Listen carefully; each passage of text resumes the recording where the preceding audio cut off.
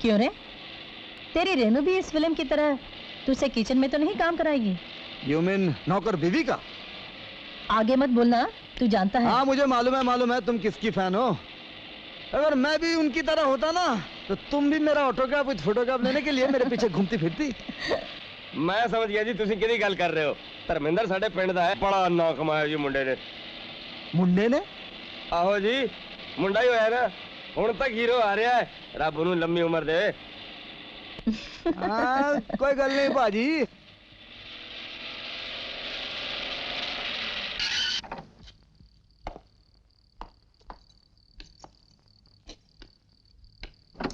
कितना हुआ? 10 रुपए बीबी। अरे क्या कर रही हो भाभी? अब मैं कमाने लगा हूँ। मेरे पीछे खर्च करते करते तुम्हारे पर्स में सुराख हो गए हैं। देखो ये लो। सरदार जी इसके पैसे वापस करो। नहीं बीबी, जवान पुत्र दी कमाई शगन हुंदी है। इस नोट नू मैं संभाल के रखांगा, हो सकता मेरे घर भी बरकत हो जाए। आओ। जी नहीं, मैं उसका बड़ा भाई बोल रहा हूँ। वो पिक्चर देखने गया, आता ही होगा अभी। लीजिए आ गया। राजू तुम्हारा phone. Hello.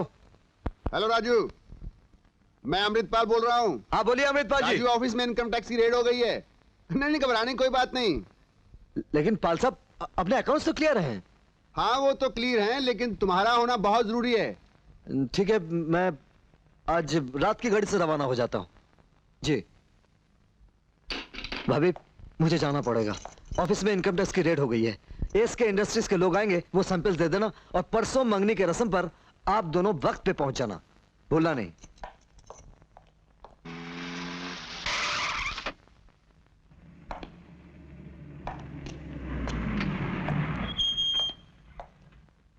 Good morning sir. Good morning.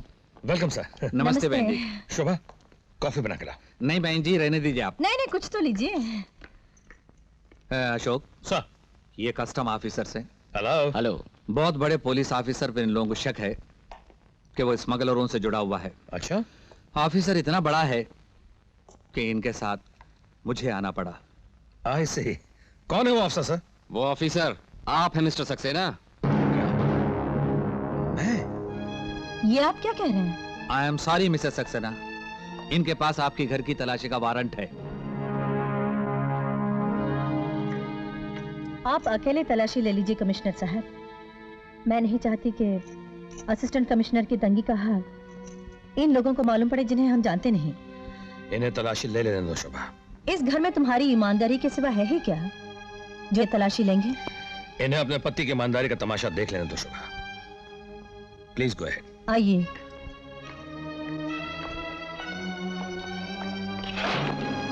ये है असिस्टेंट पुलिस कमिश्नर सक्सेना साहब का वार्डरोब। ये देखिए हम दोनों के कितने कपड़े हैं। ये है, ये है, ये है, ये है, ये और ये है। जबकि मामूली से मामूली सरकारी ऑफिसर के वार्डरोब इंपोर्टेड कपड़ों से भरे रहते हैं। यह है हमारा कैश बॉक्स जिसमें रुपयों की जगह राशन, बिजली, देवर को भेजे हुए मनी ऑर्डर की रसीदें ज्यादा है, जिसमें आने वाली तनख्वाह महीने के तीसरे हफ्ते में ही दम तोड़ देती है। और देखना चाहते हैं? आइए। ये है मेरे ससुर के जिस्म की आखिरी वर्दी, जिस पर यह खून और गोलियों का हर सुराख बता रहा है कि दुश्मनों ने धोखे से उन्हें किस तरह छलनी कर दिया था, मगर फिर भी प्राण छोड़ने से पहले अपने बेटे को अपने ही रास्ते पर चलने का आदेश दिया। और कुछ देखना चाहते हैं आप? Mister Srivastava. Yes sir. Anything else? We are very sorry missus Saxena, but sir मैंने तो पहले आप लोगों से कह दिया था कि सक्सेना बेदाग चरित्र का आदमी है। आई एम सॉरी सर, मगर इंफॉर्मेशन पक्की है। Mister Shrivastava please excuse me. Okay.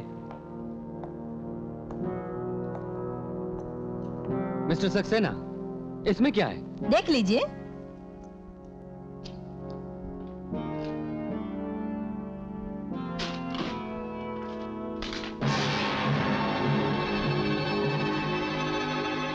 Brown sugar.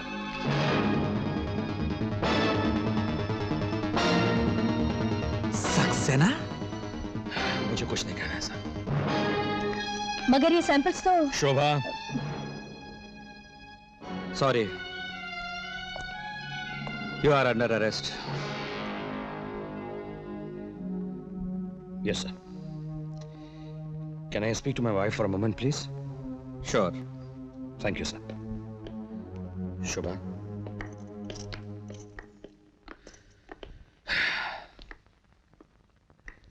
शुभा, वादा करो तुम राजू के प्यार में कोई कमी नहीं करोगी। मैं मार मार के उसका मुंह लाल कर दूंगी। मैं अभी जाकर कमिश्नर से कह दूंगी कि ये सब माल उसका है। शोभा, उसके लिए तुम्हारी मोहब्बत तो अंधी थी, अब उसे अपने अंधे गुस्से का शिकार तो मत बनाओ। ये बात तो मैं भी उन लोगों से कह सकता हूँ कि माल उसका है। मुझे तो दुख सिर्फ इस बात का है कि मेरा भाई कैसे लोगों में फंस गया है। तुम कुछ भी कहो, जिसने मेरे देवता को दुनिया की नजरों में गिराया, मैं उसे कभी माफ नहीं करूंगी।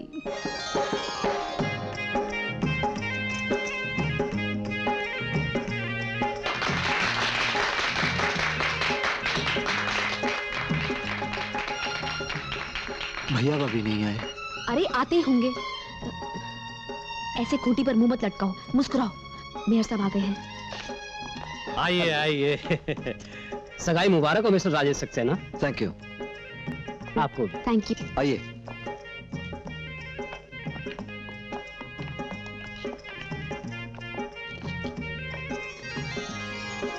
भाभी,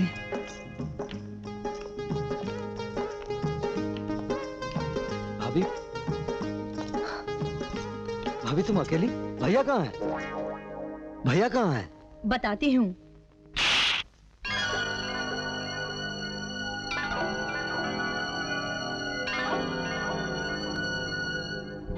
मैं बंबई से यहाँ तुझे यही बताने आई हूँ कमीने। भाभी, खबरदार जो मुझे भाभी कहा। आज जब पुलिस तेरे भाई के घर की तलाशी लेने आई थी, तो तलाशी के वारंट के शमशान में तेरी भाभी की चिता जल गई। तलाशी? भैया के घर की तलाशी? तू यही चाहता था ना कि तेरा भाई रुस्वा हो, जलील हो, क्योंकि जब भी तुझे पैसों की जरूरत होती थी वो नहीं भेज पाते थे। वो इसलिए नहीं भेज पाते थे कि उनके पास पैसे होते नहीं थे। तेरा भाई सिर्फ अपनी तनख्वाह पर जीता है। तनख्वाह पर जीने वाले कैसे जीते हैं तुझे पता है? भाभी, खबरदार जो मुझे भाभी कहा। हाँ, मैं तेरी भाभी हूँ, लेकिन प्यार मैंने तुझे माँ का दिया है। मैं खुद माँ इसलिए नहीं बनी कि कहीं तेरी तरह से मेरा ध्यान हट न जाए। और तूने मेरी ममता की ये कदर की, मेरे मंगलसूत्र को तूने अपने काले धंधे के कीचड़ में फेंक दिया, मेरे देवता समान पति को फंसाया। मैं तुझे श्राप तो नहीं दे सकती, लेकिन मैं तुझे कभी माफ नहीं करूंगी। कोकेन का सैंपल्स रखने के लिए तुझे तेरे भैया के घर मिला।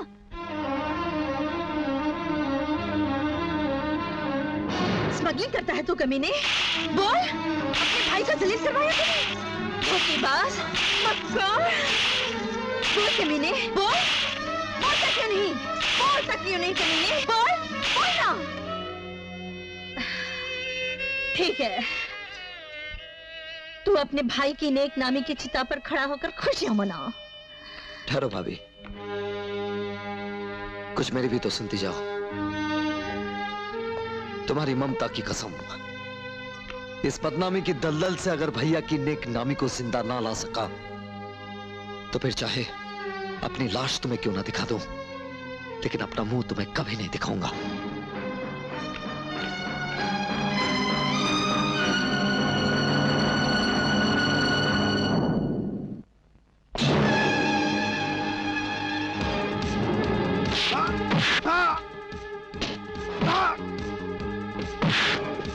अगर जीना चाहता है तो सच बोल। बोल, तूने मेरे भैया के खिलाफ साजिश क्यों की? बोल, बोल। मुझे मत मारो राजू, मैं तो हुक्म का गुलाम हूँ। किसके? किसके? किसके?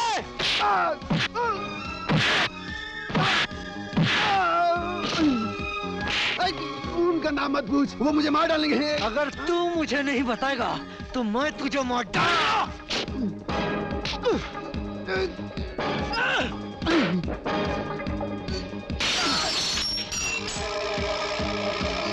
उस दिन ऑफिस में कहां से फोन आया था? बंबई से। किसका? बोल।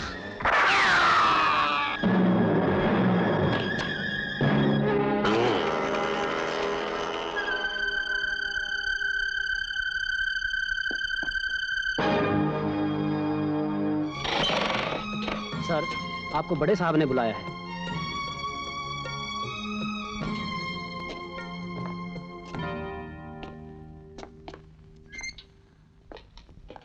आओ अशोक, बैठो। Thank you sir. मेरा दिल और पुलिस डॉग सेंस दोनों ही कहते हैं कि तुम बेईमान नहीं हो सकते, इसीलिए I am taking this risk. तुम्हारी जमानत मैं दे रहा हूं। Thank you sir for your confidence in me. और सुनो, यह जमानत कंडीशनल है। अगर तुमने 30 दिन के अंदर अपनी बेगुनाही का सबूत पेश नहीं किया तो मजबूरन मुझे यह जमानत कैंसिल करानी पड़ेगी। Yes sir. Please sign here. क्या आप वही अशोक सक्सेना है जिसकी ईमानदारी के डंके बजा करते थे और जिसके घर से ब्राउन शुगर पकड़ी गई? ईमानदारी के फरिश्ते ने कितनी रिश्वत कमाई है मिस्टर सक्सेना? अरे यार, ऐसे लोगों को मिस्टर कहोगे तो शरीफ लोगों को क्या कहोगे? अरे ऐसे बेईमान पुलिस ऑफिसरों की वजह से पुलिस जनता में अपना भरोसा गंवा बैठी है। अरे ऐसे लोगों को तो बाजार में खड़ा करके एक पते की बात तो आप लोगों ने सुनी नहीं होगी कि आज मिस्टर टॉम और सिप्पी को बाइज्जत बरी कर दिया गया। बाइज्जत लोग तो बाइज्जत ही बरी किए जाएंगे मेरे भाई। अरे कल तक तो ये भी बाइज्जत लोगों में गिने जाते थे।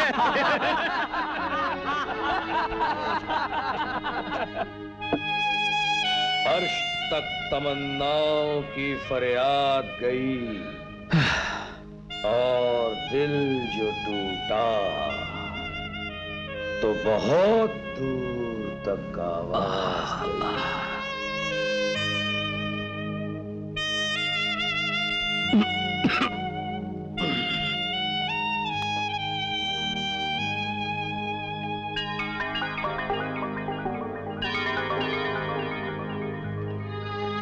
मैं आपको पीने नहीं दूंगी। मैं कहता हूं छोड़ दो इसे। छोड़ दीजिए ना।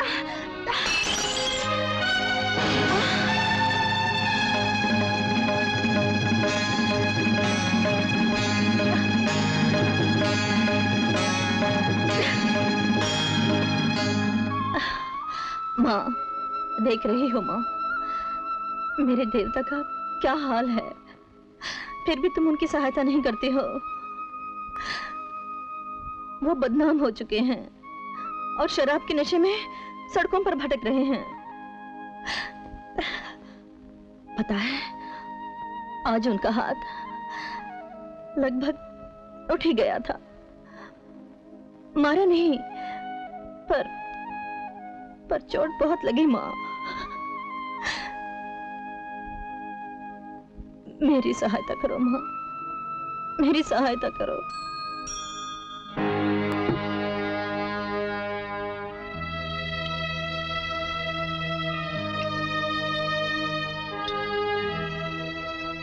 अशोक, तुम यहां शराब में डूबे हुए हो और तुम्हें अपने बेगुनाही को साबित करने के सिर्फ मियाद के 10 दिन बाकी हैं। सर, शराब खाने में मियाद की बात अच्छी नहीं लगती। मुझे डूब जाने दीजिए शराब में।